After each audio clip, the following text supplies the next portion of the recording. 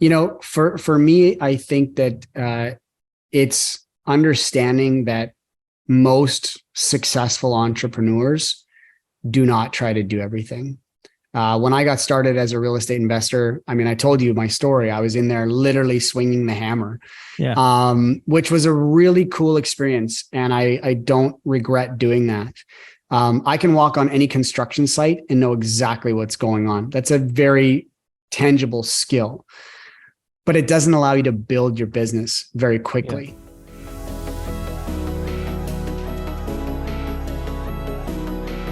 Hey, fellow savvy real estate investors. Thanks for tuning in today.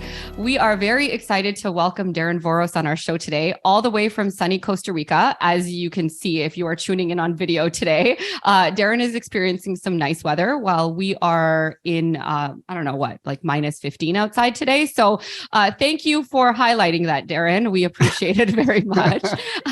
So just to give you a little bit of background about Darren, he definitely comes from an interesting background. I just told him before we started recording that he is the first person we've had on the show who comes from a background in theater. So from theater to real estate investing, definitely excited to hear how that happened, and has progressed tremendously over the years with starting out, working with Keyspire, teaching people about real estate, to delving into the world of development here in downtown Toronto, which in itself is a feat. If anybody who is listening from anywhere knows, we have a lot of challenges in our system when it comes to development, to now developing things in Costa Rica, which is, I think, much more exciting.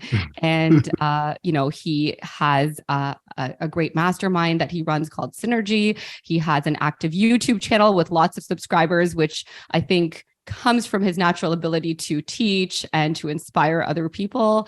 And yeah, I mean, I think I don't know, like there's so many things here that I hope I haven't missed any, but I will let Darren tell you more about his story. So Darren, thank you for being on the show.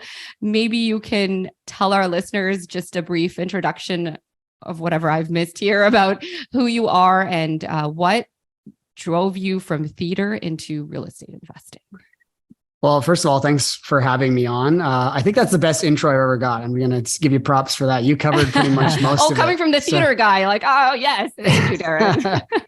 Yeah, no, I mean, I think, I kind of, to give you the short version of my story, I spent 15 years working in professional musical theater. That was, the only thing that I ever wanted to do.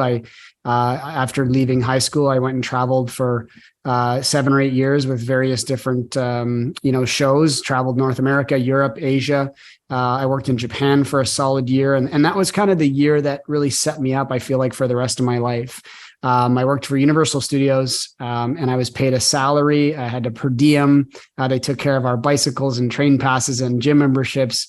And we got paid in US dollars. And the dollar was really strong versus the Canadian dollar at that point. And so I saved all my salary. I never touched it for the whole year because I didn't need to. I had my per diem and I lived this fantastic life as a 25-year-old, I think I was at the time.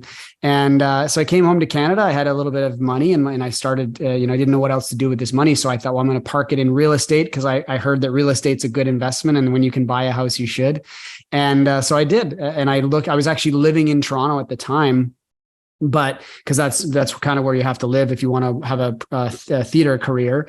But I couldn't afford Toronto, or I was going to be house poor if I bought in Toronto, and I couldn't wrap my head around the idea of buying a $150,000 condo at the time in downtown Toronto, which was like I was looking at like College and Young. I'm like, who's going to pay more than $150,000 for these condos? I just never saw the value going up. So I went back to Alberta and I bought a house out there for $130,000. And that kind of started my real estate journey.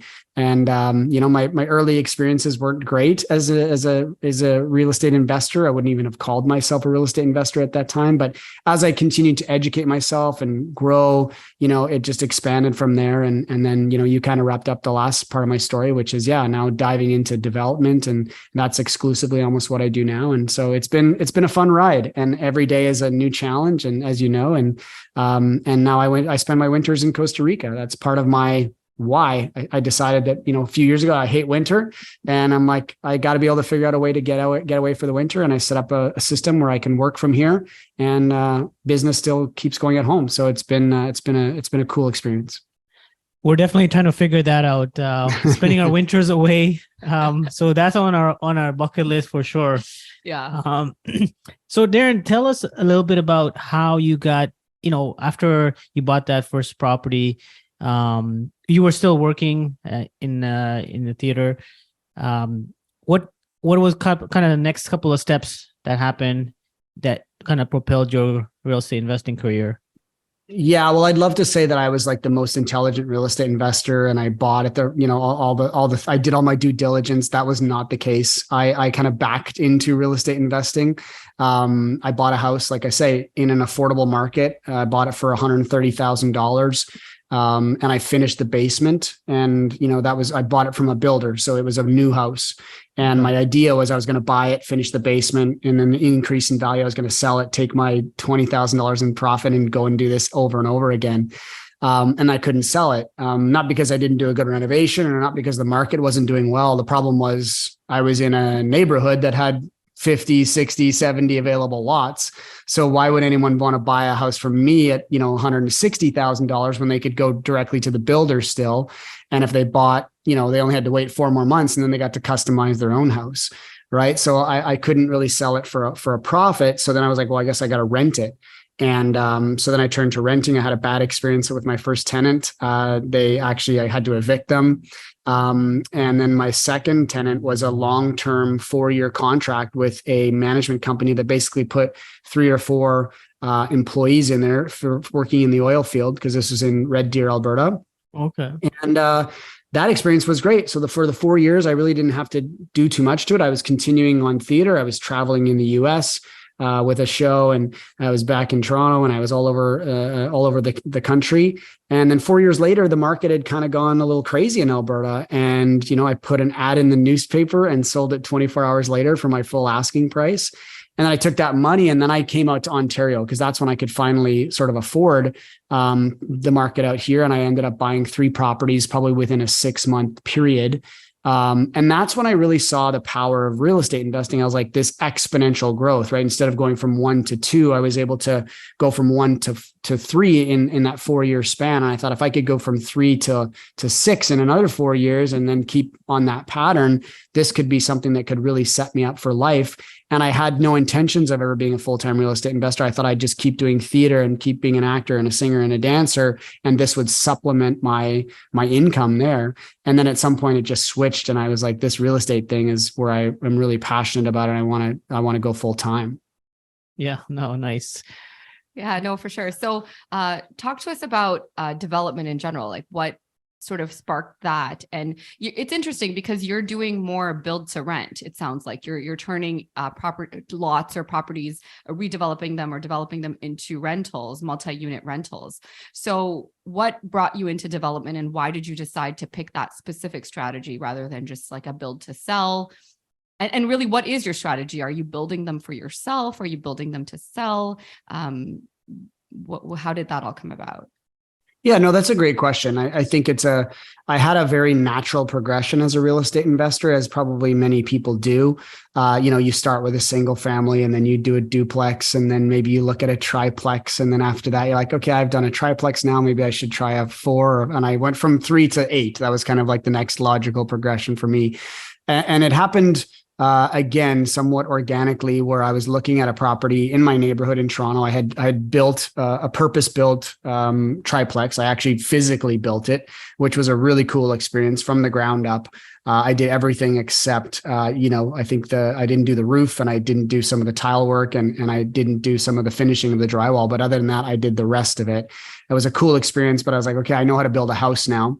And then I started looking at these bigger opportunities in Toronto, and and what I realized was when you get to that next price point, like I was looking always at the pricing around $1 million. And in the Toronto market, that's a starter home, right? So you're competing with everybody else on the market. You're competing with end users. You're competing with all the other investors that are trying to find those duplex and triplex conversions. And this realtor brought me an exclusive opportunity. He was like, hey, I've got this property in High Park. And I was like, oh, it's a great neighborhood and I won't be able to afford it. And it won't make sense for the numbers because you can't buy a property at $3 million and turn it into a triplex. The numbers just don't work. Yeah. But then I was looking at the lot size and I looked at the zoning and I looked at everything. I was like, you know what? If we could, do an addition off the back and add a third story, we could actually do 2 units per floor. And on a 3-story building with a basement, we could do 8 units. And then I started to run the numbers on the 8 unit. I'm like, this actually might make sense to take it from a single family dwelling basically and turn it into an 8-unit apartment building. And then the nice thing was you're buying it with residential financing on the front end because it's a single family dwelling, looks and smells like a single family dwelling. You're like basically taking it now, turning it into an 8-unit apartment building, and then your commercial financing on the back end. And through that process was when they introduced the MLI Select program with CMHC. Mm-hmm. Yeah. And so that really started to change the course of more of these kinds of projects that we were looking at, because now I could get up to 95% loan to value. Now I could get 50-year amortization. And now I only needed a 1.1 debt coverage ratio. So there was all these new incentives being introduced for people to hold properties and rent them out versus selling them off as condos or doing a lot of what the other developers were doing. And so that's kind of how that progression came to be. And we have 4 of those projects in Toronto right now. 2 are complete and 2 are one's in construction and one's in pre-construction. Wow. Amazing. Yeah. He makes it like, oh, you just add an addition and yeah. And I've seen some of your videos and like those are some, that's pretty much rebuilding the entire. It's intense development. You have the front facade, but then the back is all ripped out and, it's a major project, and especially being in Toronto where your space is limited, accessibility to the property, traffic. Like there's so many things here that people, for those listening, like it's not absolutely. So tell me about, like you said, you built it yourself. The triplex. The first one. Like, how like from theater to actually construction, like contracting work? How did that come about? That's a good question, and it's not a very natural one. I think I've just always been very inquisitive about how things are put together and how they're built, and it started organically, like most things do. I was a landlord. Something happened on one of my properties. Even that very first property that I bought in Red Deer, my mom fancies herself as a bit of a handy person, and my dad is not at all. Wow, but we bought this house, and she was like, well, we can probably do a couple things. We know some friends and family in the trades. And so on that first project, I hung the drywall and I learned a lot about that. And I learned how to hang doors and a couple things. So like every little project that I did, I feel like I picked up a little thing here and there. And I thought, well, I can buy the materials to do it and maybe a couple of tools to do it at a third of the cost of what it would cost me to hire somebody else to do it. So I could screw it up 3 times before I'd be losing money, right? So that was always kind of my philosophy of like whatever I had to spend on materials and tools. And I just really started to enjoy some of that work. And it was like one of the most rewarding things that I would do is like start the day with, something and finish the day with something else. And that became a very cool thing. And then it just progressed there. Every property that I bought, I learned a new skill. I bought more tools. I got more know-how, and the next thing you know, I'm like building a house from the ground up, and it was it was a lot learned on that project, but I felt like I had a pretty good knowledge base at that point. Yeah, and that actually led you to having being on TV, right? You were featured on CBC and City TV, right? That's right. Yeah.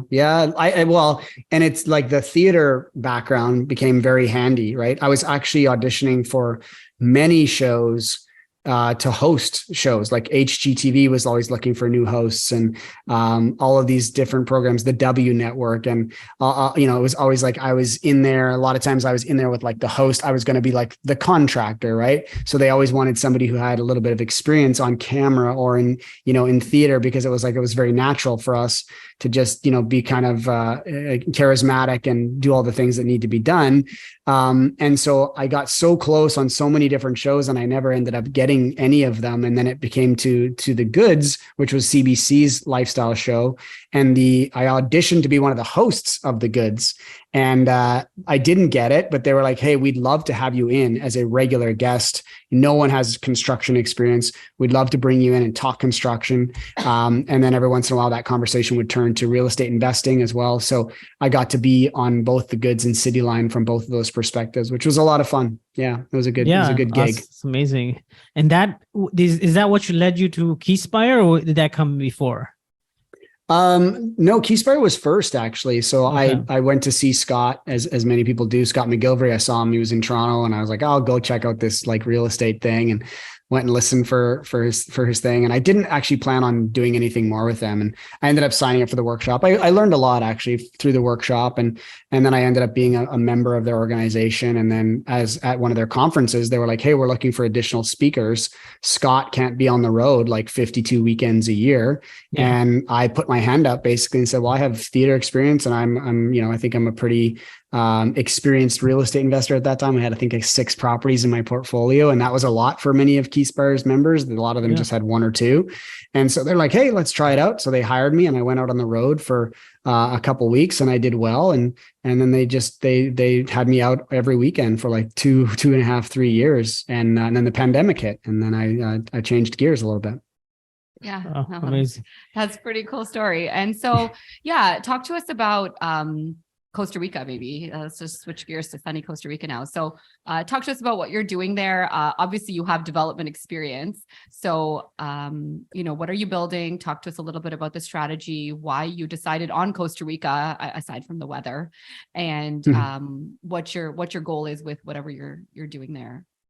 Yeah, Costa Rica, is a place that I've been traveling to for many years. And, I've been back to this area where I am right now. I'm in Nosara, which is a very popular destination for surfers and for yogis, which are, I'm good at one of those things, not so good at the other one. I'm a yoga teacher. Actually, it's one of the other things that I do sometimes at home. Once a week, I teach yoga. But so being here has always been a great place. I've always loved it. The beach here is amazing. The community here is amazing. So last year when I was here for 3 months, I was like, hey, I'd love to actually look at developing something here. And so I ended up purchasing some land at the end of the season here last year. And the idea was that, I was going to basically look at creating a little condo here. So kind of a single family community of condos. And so originally our plan was to build 10 based on the land size. And that ended up getting reduced down to 6 because we just made the units bigger, which actually the economics of that made a lot more sense because we got the same revenue off of 6 as we would have gotten off of 10 smaller units, but our cost to construct came down because we had 6 kitchens versus 10 and, 6, structures instead of 10. So we reduced the size of our footprint on the land. We made our units bigger and the revenue model was exactly the same, but our cost to construct came down. So that's kind of how we ended up with 6 units. We have 4 3-bedroom, 3-bathroom units and then 2 4-bedroom, 4-bathroom units. So they're quite large. Each one of them has a pool, has 2-car parking, and they're 5-minute walk to the beach. So really the idea with this project is I brought in some investors and we'll sell 3 to 4 of the units, and that will pay for the entire project. So that'll pay for construction, the cost of the land, and give all the investors their money back. And then essentially we'll have no capital into the deal, and we'll have 2 or 3 units that we still operate as short-term rentals. So that will generate, passive income for my investors and myself. And then we can sell those units, if we want to in a year or 2 years or 5 years or 10 years. So I like that model of, creating multiple units, selling a portion of them to recoup your capital, and then keeping a couple of them moving forward without any money left in the deal. So that's the model that we've created here. Yeah, no, definitely. That sounds wonderful. And you get to kind of enjoy the fruits of your labor long term as well, right? So that's great. How was the experience, building and developing, doing business in a new country? Like I wouldn't even imagine how you got started and like making all these connections. Obviously you learning along the way, like legislation when it comes to so these entitlement process. I cut my teeth in Canada, which was good. I learned a lot of the development process in Canada. And I think that it's transferable, to many other countries. It's actually not that different to develop here. There's different nuances, right? Like we talked about City of Toronto. I mean, it's a nightmare to develop there when you look at the regulatory process and how long it takes to get projects approved and the development charges and all that kind of stuff.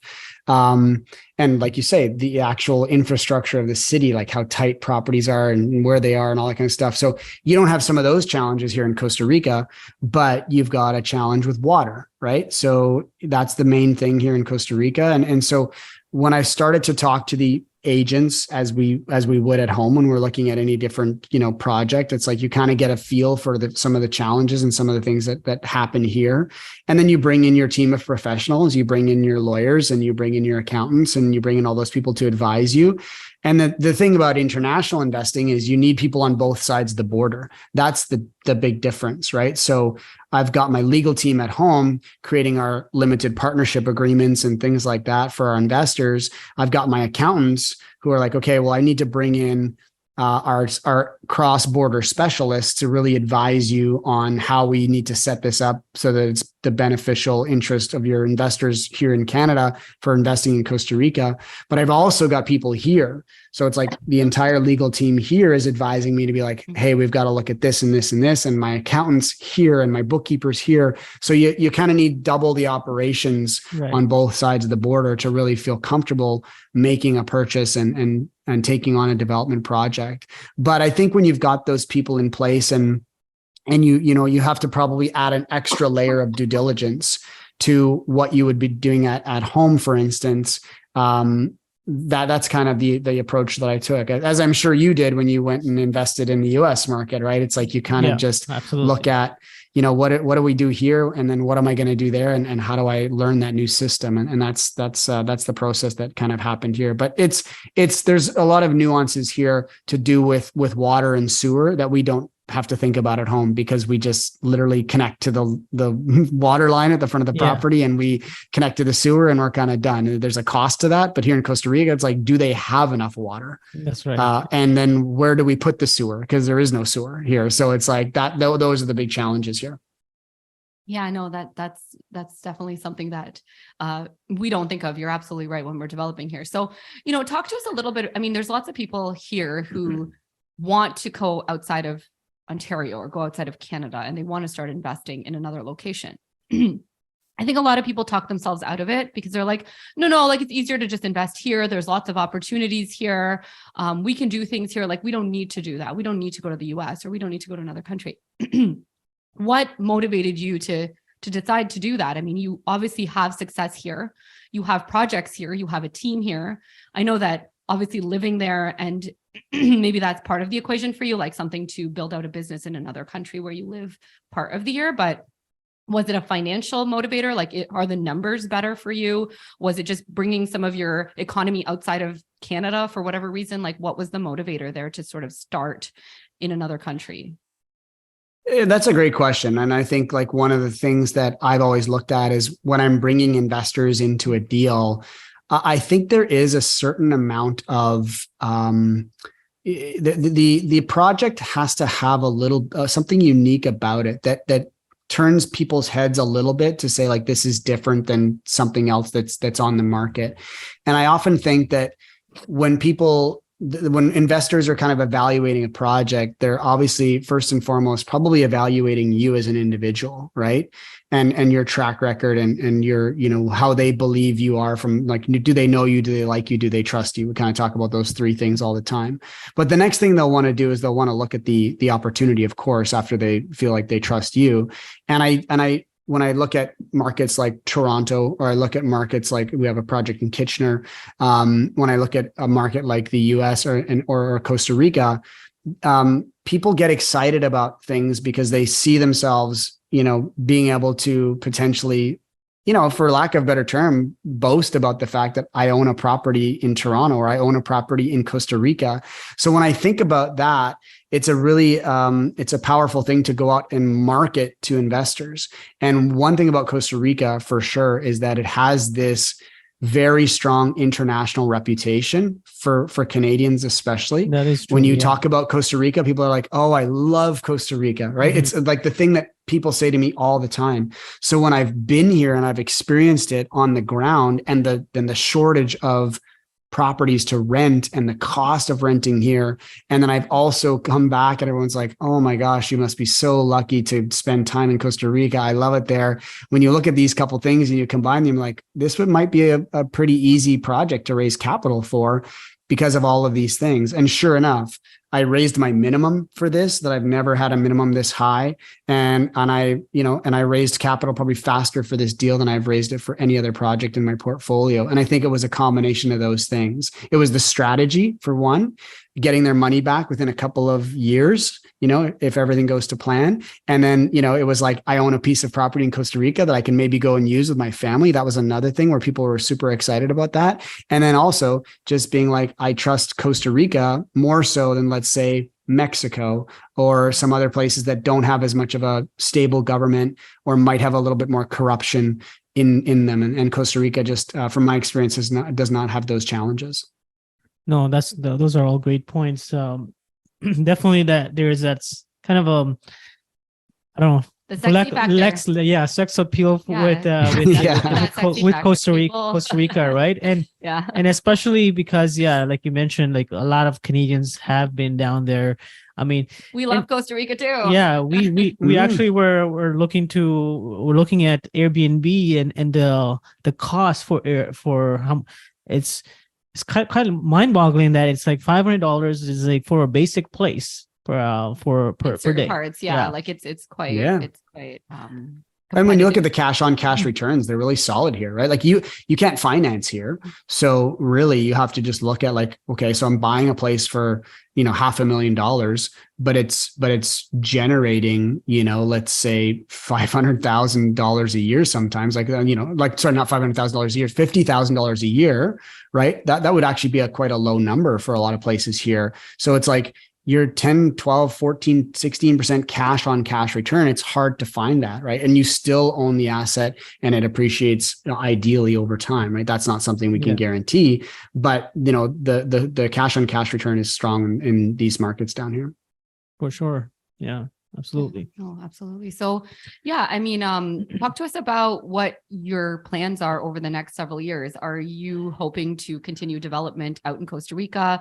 And in terms of your local portfolio here, are you primarily building to keep? So are you guys still building everything and then bringing it into your portfolio? And is there sort of a long-term goal to accumulate a certain size portfolio? Like, where do you see all of this going for yourself? Yeah, I think I like the mix of long and short-term investing, if you want to call it that. I think that I was just having lunch actually here with my realtor, and she was like, "Oh, I've got a piece of land. It's around the corner from where I live in about 200 meters from where my land is, and there's another piece that's available just around the corner from there." So I like creating economies of scale as well. When we do our 4 projects in Toronto, that's nice because now we've got, 32 units that are coming online. We get economies of scale with property management, with repairs and maintenance, all that kind of stuff. So when I'm looking at that kind of stuff, I want to create the same kind of system here. So yeah, for me, I like the idea of buying and building and selling and then keeping a portion of the units. I really like that model. So I'll continue to do that. And I think I'll continue to do that, on more of these foreign investments. And then the stuff at home, yeah, I think, trying to do my part back in Canada to help alleviate the housing crisis that we're in. Most of our units are being done, like I say, we're building them under the MLI Select CMHC financing program. And so we have three options to get the CMHC approvals, which is, building energy efficient properties, building with affordable units in them, or building with accessible units in them. And we tend to do a combination of all three. But usually what we end up with is a portion of the units that are affordable. And then we also have very energy efficient buildings. But I like the balance of, these short-term projects that can potentially return capital relatively quickly in development senses, right? Yep. But also like these long-term projects that like you buy into the Toronto market, put a 10-year mortgage on it, fix your costs essentially, and then check back in 10 years and see how the project is kind of doing. And I'm a huge believer in the Toronto market over a long period of time. I just think that there's people want to live there, and the way that our country is dealing with immigration and people moving to the country, they often land in Toronto, and Toronto's going to be a renter's city for the foreseeable future, and already is, right? So if we can be a part of that and we can also help alleviate some of the housing needs, then that's a win-win-win. For sure. Yeah. I wanted to ask you about your YouTube channel. What kind of motivated you to start a YouTube channel? Because obviously it has done tremendously well. You've got 15,000 subscribers with over 40,000 views per month. So what motivated you to start this channel? People often ask me the question about that because I started in March of 2020. So everyone's like, oh, did you like the pandemic hit? And then you were like, I'm going to start a YouTube channel. I'm like, actually, it had been in the works for months before that. I just got really lucky that I launched my coaching program and my YouTube channel essentially at the same time. And then the world shut down and everyone was just on their laptops, like, 12 hours a day or just sitting in front of their TVs. So I think my channel did well in the beginning because I focused on a couple things. I really saw a need for information for Canadian investors was one. I saw a need for concise information. As much as I love podcasts because you get to like really understand somebody's story on a more of a long form content basis. Yeah.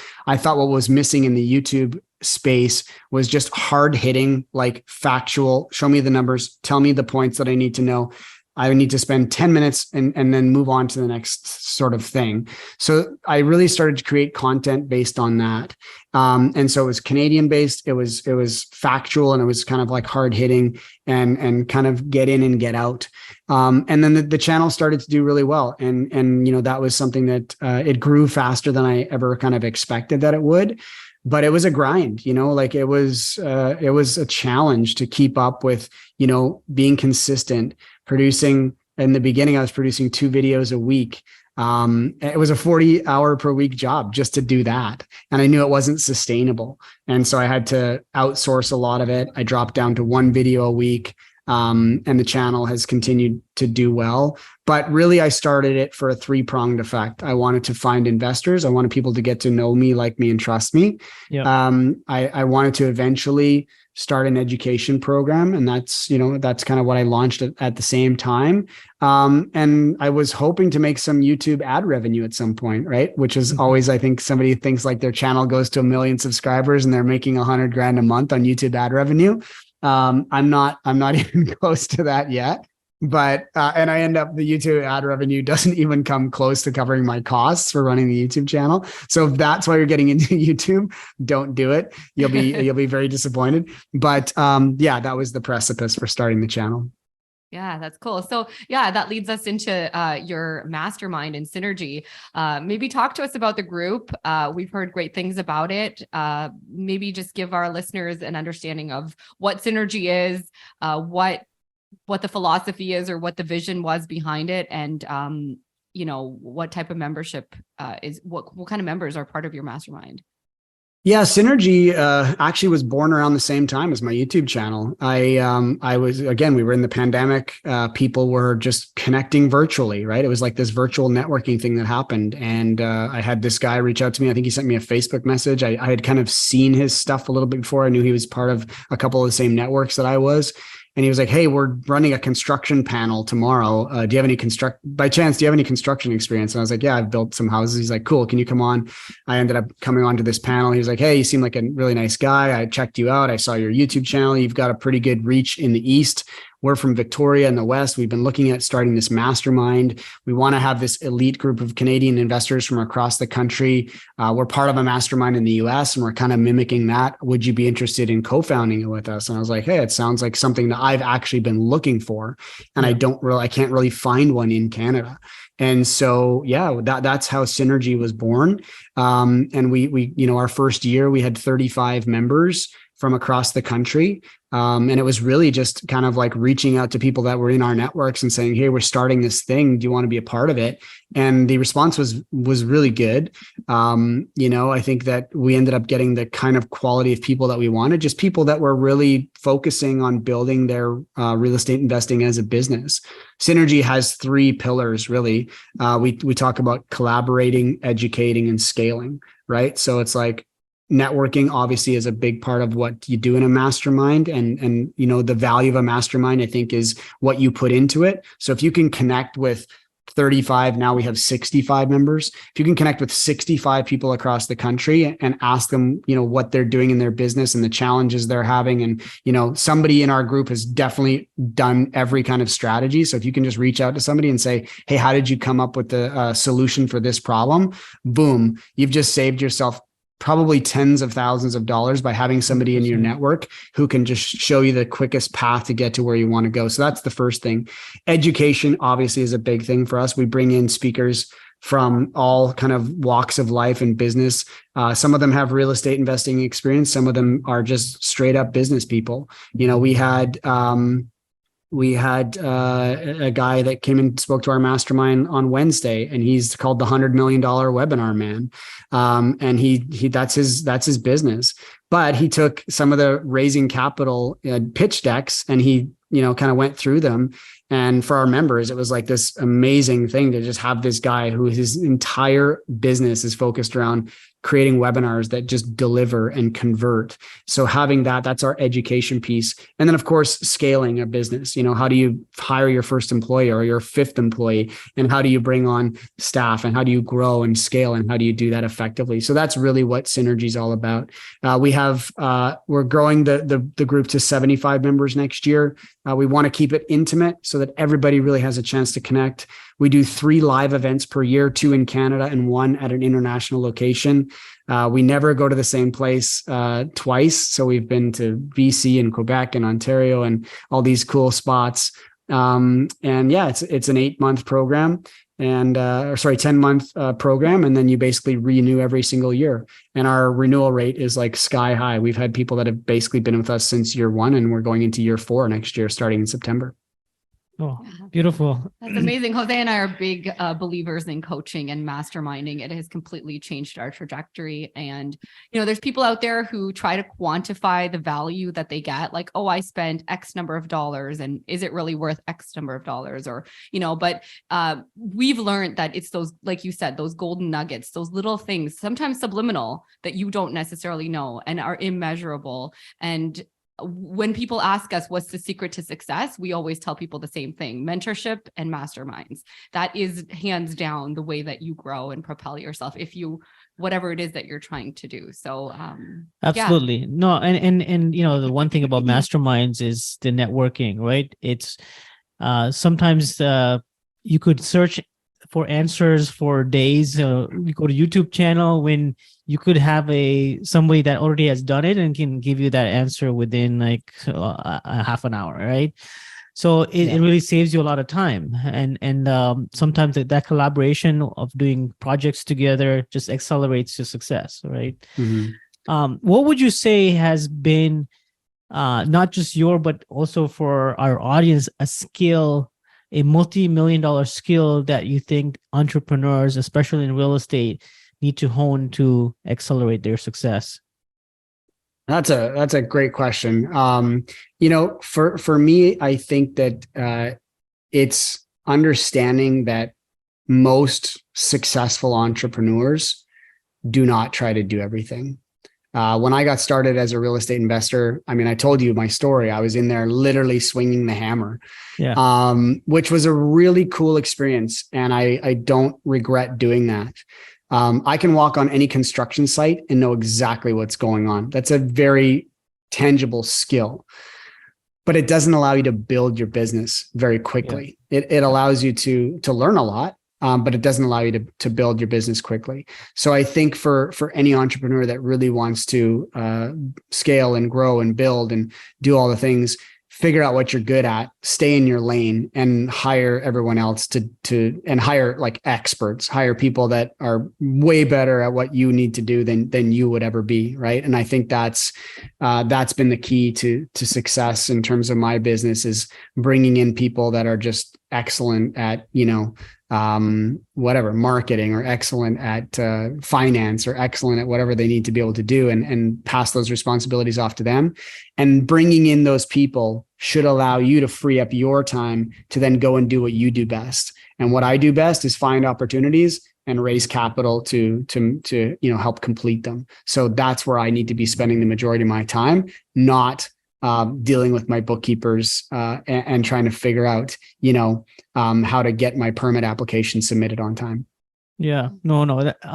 It's funny you mentioned this, because I just heard Brandon Turner say the same exact thing, that you gotta make sure you're a quitter. Like you learn something, but you quit, and because you're not good, you always want to improve as he says, $1 billion habit, because you always want to pass it on to the next person that's going to do a better job than you do. Right. Yeah, it's like that book, Who Not How, right? So it's a great book. Yeah. Who's going to help you to do that, all those things that you got to figure out that $1 million skill for yourself and outsource the rest. So yeah, Darren, as we kind of come to a wrap here, I wanted to ask you sort of a last question, which is, you have all this success, you've obviously accumulated a very robust portfolio. What motivates you to keep going? Like, what is your why? You could just hang out in Costa Rica, go surfing all day. Like, you don't even need to come back, really, if you didn't want to. What is it that sparks that fire and sort of keeps you motivated? Because, sometimes it's, you get to a point where you don't really have that. Maybe some people run out of steam, or they think like, okay, like I've done enough. Like, what is it that keeps you going? And what do you see as your for the next 5 or 10 years? Like, do you see yourself slowing down? That's a great question. And I think that some people struggle with, their why. And I am one of those people. I don't know that I've had a strong motivation. I haven't had some sort of crazy life experience or, that I've need to really overcome. I don't have a legacy, if you will. I'm not married. I don't have kids. So, I think that's a lot of motivating factor for many people. My parents were super supportive of everything that I've done, and I'd love to be able to take care of them, for the rest of their life. But they're fine. My sister, my nephews, they're fine too, so I don't feel like that's really my why. I think the thing that has always been a big driver for me is, my parents did, sort of have those financial struggles in their like mid 40s. They both lost their jobs unexpectedly. And although they had paid off their house, and they did well up to that point, they kind of hobbled along for a few years after that. And they're still kind of in that grind. And I've just never wanted to be the thing that makes my decisions money.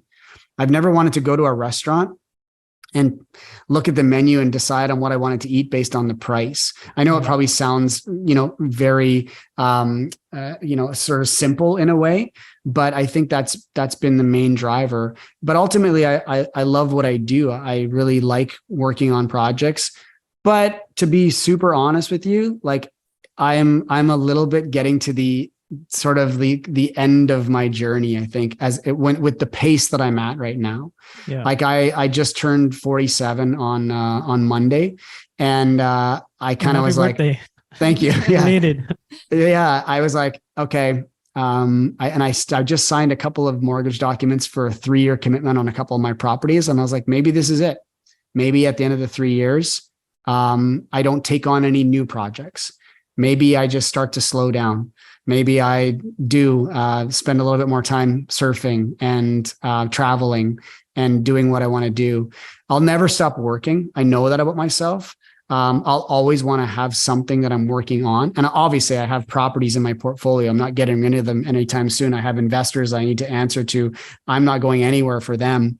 But, if I don't take on any new projects, I might just continue to do that and try to spend some more quality time with my friends and my family and enjoying, the life that I've been trying to create for so many years. Because I think you can get into a pattern of just go, go, go, go, go. And my sister says it all the time to me. She's like, when is enough, Darren? And I might be answering that question soon, that I might be at that point where I have enough that I'm fine. And I just need to enjoy it now. People ask us that all the time too. Like, when is enough? What is this? Like, is it a magic number? Is it this one pivotal moment? Is it a certain age? Like, what is it? And you're right. A lot of us struggle with our why, no matter what our circumstances are. And sometimes the pursuit becomes a pattern, which is what you said. Like, you just don't know how to stop. It's like a go, go, go. Like, your mind is always running. That's the mode you operate in. It's even with us, like, it's so funny because people think when you're self-employed, you're going to live this luxurious life of like hanging out on the sofa, going for lunches, going to the spa. It's like, we don't know how to do that. We don't operate like 9 o'clock, you're at your desk and you sit. I sometimes I forget that I even haven't had lunch, right? Like, that's the kind of day that you have. And it becomes like you said, it's just like, it's who you are. It's what you do. And, I think it's important though, that sometimes people go back to that why. And like you said, understanding why we do what we do, the type of lifestyle we want to build. And you can still work and sort of change your operations to kind of fit both together a little bit better. So that's really good. That's good advice. Darren, thank you so much for being on the show. So much authenticity. And I think just so much accomplishment over, just the last decade and educating others. I think the mastermind is a wonderful thing. We have people we know personally who are part of the mastermind, and we hear nothing but bragging about it. Two of our biggest supporters for sure. Yeah. Maria and Aziza. Some of the fun things you guys do, and just the way that you're able to inspire people. So we commend you for that. And it was an amazing conversation. I think we're gonna get this great value from for our listeners. What's the best way for people to get a hold of you? Yeah, the easiest way is probably just my website, darrenvoros.com. And from there, you can direct to my, my various, products. If people want to, look at my education stuff, or if they want to find my YouTube channel, there's links through there, and it's the easiest way. So just, darrenvoros.com is the most simple place to land for sure. Perfect. We'll definitely link it in our show notes. So thank you again, Darren, for giving us your time and sharing with our audience. We appreciate it so much. Oh, thanks for having me on. It's great to, just connect with other real estate investors and talk about, what we do. So I appreciate you guys and giving me the time for sure. Yep, thanks again.